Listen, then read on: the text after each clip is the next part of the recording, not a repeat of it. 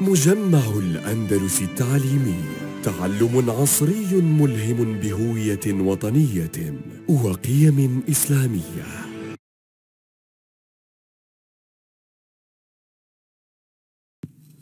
Assalamu alaikum wa rahmatullahi wa barakatuh. Dear students of grade 12 in Al-Andalus Secondary School, it's me, Mr. Osama Abdurraouf, introducing today's lesson reading, Unit 8B, Not What It Seems. First of all, here is today's value. Please listen carefully to this verse of the Holy Quran. يا أيها الذين آمنوا اجتنبوا كثيرا من الظن إن بعض الظن إثم ولا تجسسوا ولا يغتب بعضكم بعضا أيحب أحدكم أن يأكل لحم أخيه ميتا فكرهتموه واتقوا الله إن الله تواب رحيم. صدق الله العظيم.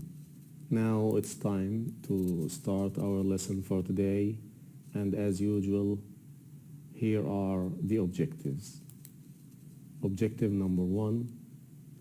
Today, inshallah, we're gonna answer 2 questions expressing own opinions. Objective number 2. Identify the main topic of 3 texts. Number 3. Answer 3 multiple choice questions on 3 reading texts. And finally, objective number 4. Refer to the context to work out the meanings of vocabulary items and match them with their definitions. As a presentation of today's lesson and today's topic, please watch this video and take notes about it. So, chances are you've been browsing the internet and you've seen a notification like this pop up on your screen telling you that this website uses cookies. Most of the time you just slap that agree button and go about your merry way. But you're likely here because you want to know, what exactly are cookies and how do they work? Well, it's not that sweet artery-clogging goodness that Grandma whips up in the kitchen. We're talking about website cookies, which are more formally called HTTP cookies. So a cookie is a small piece of data from a specific website that is stored on a user's computer while they're browsing the web. And they can have many functions, such as keeping track of a user's browsing activity in order to serve up targeted information such as ads for goods or services. This is why when you're browsing Amazon for a Halloween costume for your dog, you might see ads for more dog costumes on Facebook later that day. Cookies can also have simple functions like remembering your login details for a specific website, such as Facebook, so that you can close out of it and then reopen it again later without having to log back in again. Cookies can also allow website owners to track exactly how many unique visitors they're getting to their website, because each cookie has its own unique ID. So if a user visits the same website 2 or 3 times in a day, a cookie can allow us to count this as one unique viewer. So website owners can collect more accurate data about their website traffic. I hope the video gave you a brief idea about today's topic. Now let's move to exercise A. Reading. Discuss in pairs or groups. Look at the image on the right. Where would you expect to find this? Do you know what it means? Yes, I'll give you 2 minutes. So pause the video and do the exercise. Here are some expected answers from your side as you are good students. Number 1, this looks like an online pop-up which would be expected to find on many websites. Yes, and you have to accept it to proceed using this website. What about the second part of the question? Do you know what it means? Yes, these kinds of pop-ups inform people that the website is using cookies to store user data and activity on the site, and asks them whether they agree to this or not. Thank you very much for your good answer, and now let's move to exercise B. In exercise B, we need to read a magazine article and then answer a question.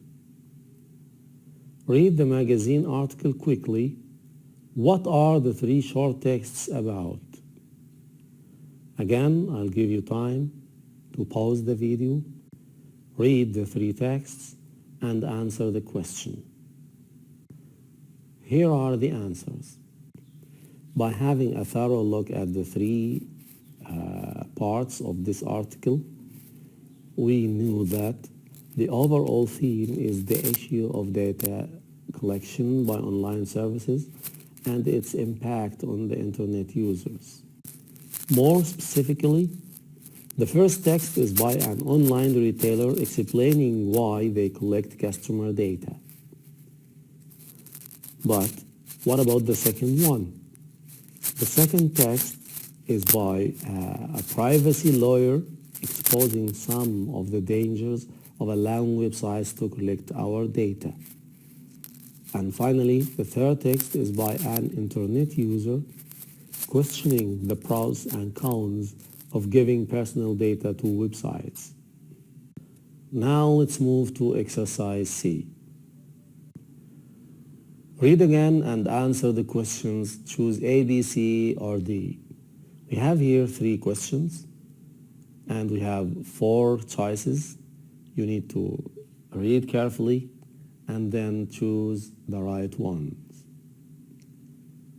Now please pause the video, try to do the exercise yourself, and then play the video again to check your answers. Let's check the answers together. Question number 1. Which data collection method is not mentioned in the texts? Not mentioned. Yes, the answer is D, social media monitoring. What about number 2? Why does Badr Khalid mention the changing price of some products? Yes, the answer is A, to show how companies use data against customers. And finally, question number 3, why does Andy Jones use the phrase a double-edged sword when discussing data collection? Yes, the answer is D, to indicate that it has both advantages and disadvantages. I hope that you got all the answers correctly, but now it's time to move to exercise E, which I think is one of the most interesting exercises ever. Look at the highlighted words in the article and try to guess what they mean. Then match them with their meanings A to F. Then check your answers using a dictionary. We have here 6 highlighted words in the texts. Number 1, alert. 2, object. 3, mind-boggling. 4, hooked. 5, tempt. And 6, invasion. All you have to do now is to pause the video, try to read these words in their contexts and guess the meaning. After that, try to match them with their definitions here, and then play the video again to check your answers. Here are the answers. Number 1, yes. B,